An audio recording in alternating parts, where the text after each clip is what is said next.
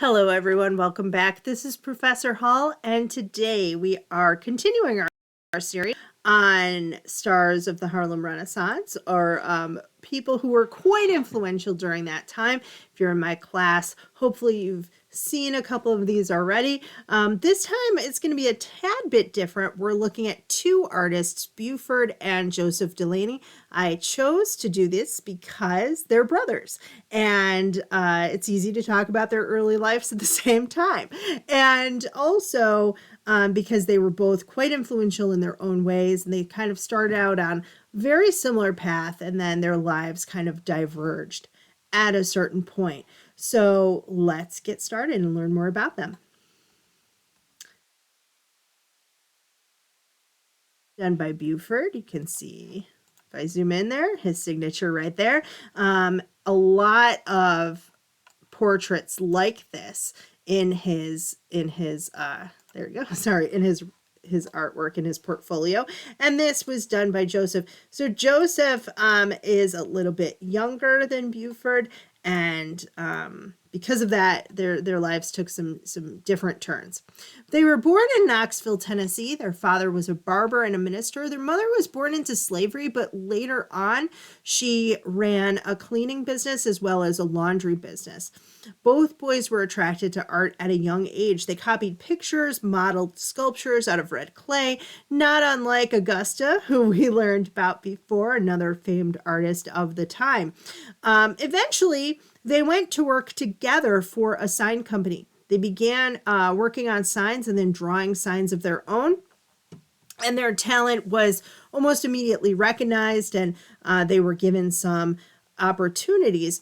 Beauford apprenticed and took classes at a few art schools in Boston. And at the same time, Joseph, who of course was younger, was serving in the National Guard and chose to do that for a period of a few years.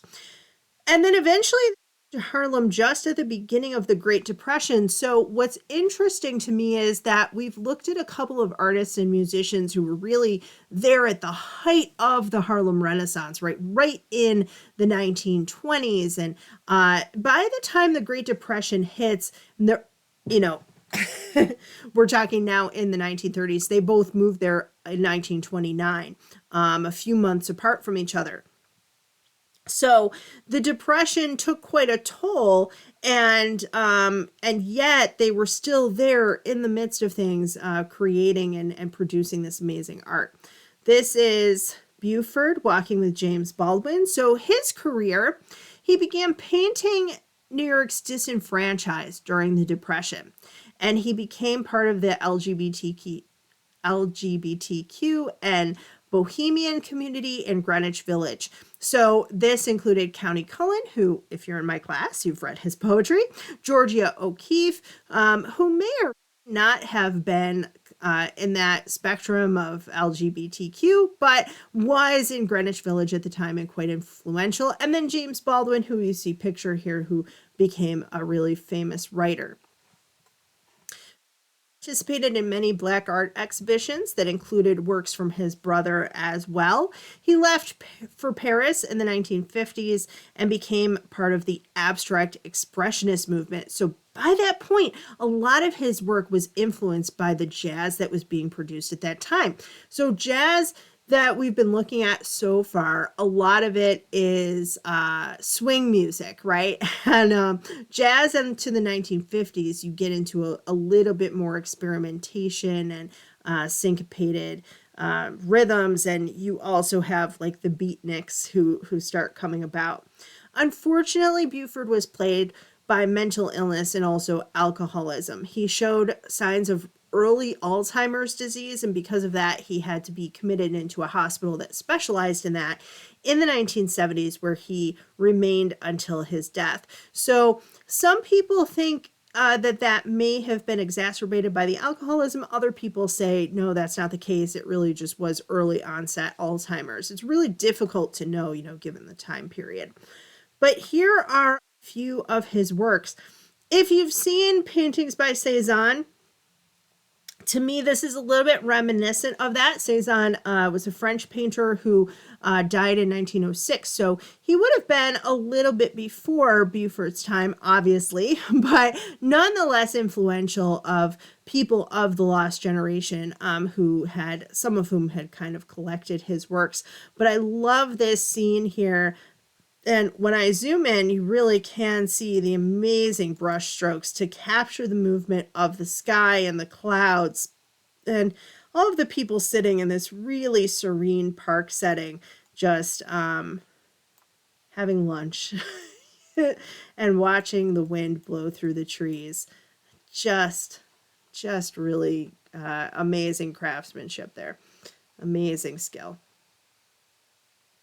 And I also think it's interesting that both, you'll see this in his brother's work a little bit too, but a little bit more muted tones than some of our other artists, who a lot of whom were working in a folk art style where it's like very sharp edges and flat shapes and brighter colors. Here we have the pastels that were really more known by for the Impressionists, who he was very certainly influenced by and part of his schooling as well. Here we get some darker tones and brighter colors, but still this impressionistic style a little bit later in his career, of the disenfranchised around a trash can that they're burning things in, right, to stay warm at night. It's interesting too, I think, because, and a smaller person up here in the front, but when you pull back from this, it's not entirely clear at first what's going on. It looks again like it might be a park,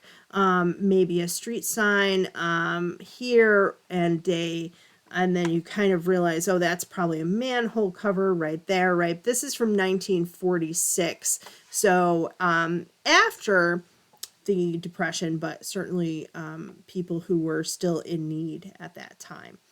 So this is the abstract expressionism that I was talking about, that he became part of way much later in his career, where it's just shapes and colors and you're kind of supposed to feel something, right? If you've ever seen like Jackson Pollock, Kandinsky, they're kind of part of this movement as well, having more of an explosion of creativity and color and paint onto the page. These are, or onto the canvas rather. These are two separate paintings, and it's not really supposed to mean anything, but maybe it makes you feel something as you look at it. That's sort of what the idea of very abstract expressionism is. It's not necessarily about finding the picture in it as much as it is what you feel, what's your impression of it. It's an abstract expression of how the artist is feeling, as opposed to a concrete one. So what happened with his brother? Joseph's career was a little bit longer because his life circumstances ended up being a little bit different. So in Harlem, when he came to Harlem finally in 1929, he enrolled in the Art Students League of New York. He was later employed by the Works Progress Administration. So these were things that were set up by FDR in the 1930s to help people during the Great Depression. You had a number of government projects that helped to employ people, and the Works Progress Administration would have been one of them. He also began teaching art and was awarded a grant in 1943, which he used to travel and create a series that documented the lives of Black laborers.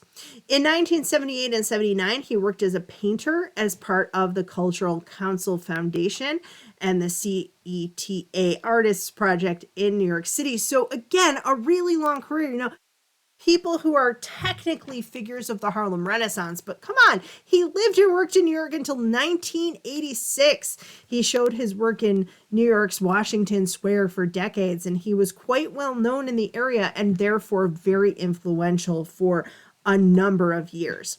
So let's take a look at some of his works. Again, here, I think you can see some influences.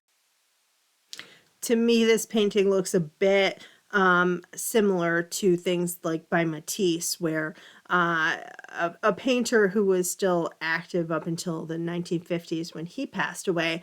But here we have a very New York scene, and the colors of the yellow of the sunrise, and maybe some pollution there over the city, the cars, the little details, right, of like people walking over here and some flowers, and then over to the boats and the seagulls and the domino sugars, which is the only really completely clear thing here, but the little impressions of cars as they go along the bridge, but trying to capture some of the spirit of the city and how he felt about it, not just how it would have looked, with a photograph like we talked about before. Here are some figure drawings that he did. To me, a little bit of Modigliani, maybe Matisse, I don't know, or again, maybe, but certainly his own thing. Were inspired by other artists of the time or of before. That's how art and literature and music work. We always have artists who come about and who see what people have done before, and then they try to make it their own thing and push forward and to be part of the next wave and the next movement. I love that here the only pattern we have of this woman is her underskirts here, or her petticoats. That's the only real pattern that we have, and I love that the emphasis and the angle is from below looking up, so that her head is much smaller than her legs, because it's supposed to be kind of forced perspective almost, but really strong and bright colors, but still that impressionistic style of the a woman of color who would maybe not have been featured in other people's artwork. This is from his work in 1959. I'm not sure when this one is. It's not dated, but this one is. So, and then here we have some images of New York City. We have a choir here. This was painted, it looks like, in 1940. The faces of the choir as they're gathering to sing, and the woman at the piano, and the cross in the background. And then here we have a scene of Harlem with its bustling streets. And it's so fascinating to me that we've got a cart here being pulled by a horse and a streetcar right at the same time. The lofts, the stores, the signs, the records, all of that going on. And again, in some very similar tones right through you can see kind of a similar color palette here as you saw in his earlier works.